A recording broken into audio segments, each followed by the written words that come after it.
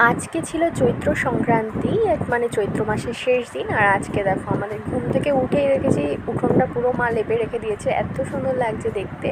আর দেখো আজকে এতগুলো ফুল পেয়েছি, আর সব কিন্তু আমাদের গাছের।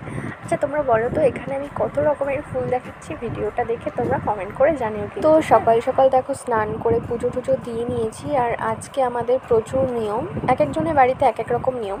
তো সকালে আমরা সেরকম কিছু খেতে পারিনি, তাই জন্য একটু ফল টল খেয়ে নিয়েছি পুজো দেওয়ার পরে। আর দেখো এখানে ছাই আর ছাতু ওড়ানোর নিয়ম কার কার বাড়িতে আছে কমেন্ট করে জানিও।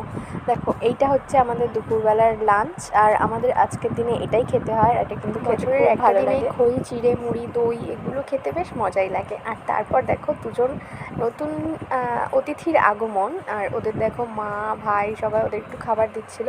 তারপর বসেছিলাম একটু ক্রাফটের কাজ করতে, আর এখানে আমার পুকি ঘুমাচ্ছে। তো আজকের ব্লগটা এই পর্যন্ত, বাই।